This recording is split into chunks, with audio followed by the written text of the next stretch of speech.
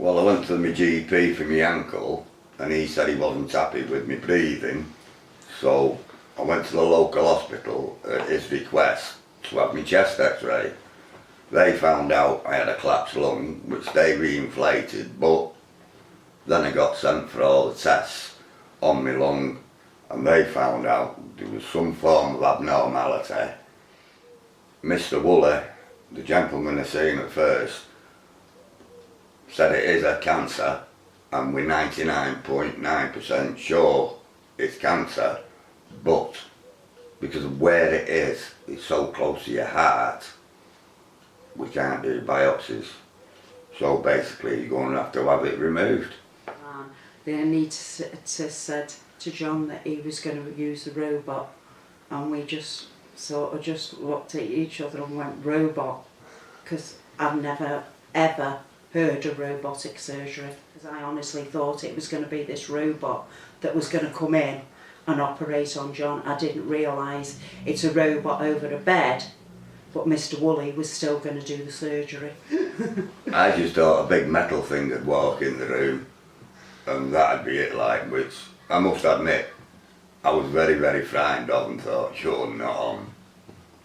Because everybody's watched Star Wars films on the telly and things like that, and that's the vision you have in your mind. The be all and end all in my mind was, when can I go? Because I feel now, and the nurses, obviously who was on the ward, I seen them, and basically it was, when can I go home?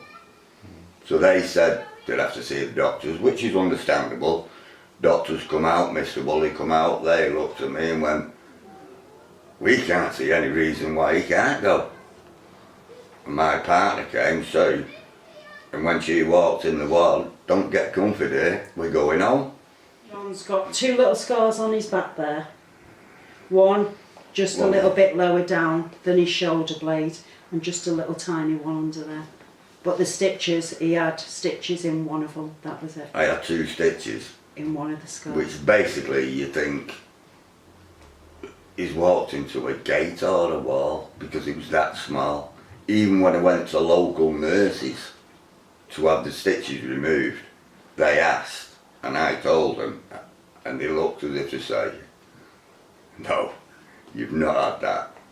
So I talked John into being in the hospital for 7 days, and virtually less than 48 hours after him actually being admitted to hospital, he was back home. The nurses actually asked how John's getting home, and he said, I want to go home on the bus. They even offered us a taxi to bring us back, and I just went, no, I'm going for a bus.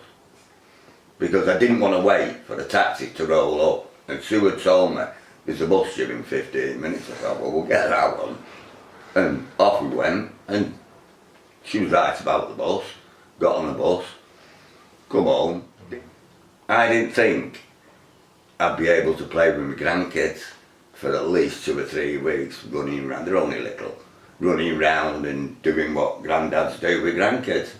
I couldn't believe it when they come round here. On the Saturday, he come home on the Friday, the grandkids come round on the Saturday. They were a little bit too much for him, obviously, because he wanted cuddles and things like that.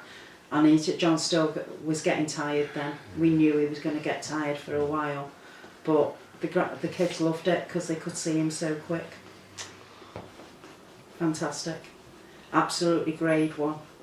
From going to see Mr. Woolley, from John having his PET scan, to going to see Mr. Woolley, to John having his operation, and now, as we're sitting here, it's all been done in less than 3 months. The care they give you and the way they explain everything to you, it's not big long words that you won't understand. It's cut right down so you'll have some type of inkling on what they're talking about, instead of sitting there and scratching your head and going, yeah. Not only that, the way me and John's daughter, stepdaughter Kaylee feels is that Liverpool Hospital has given John his life back because they took away his cancer.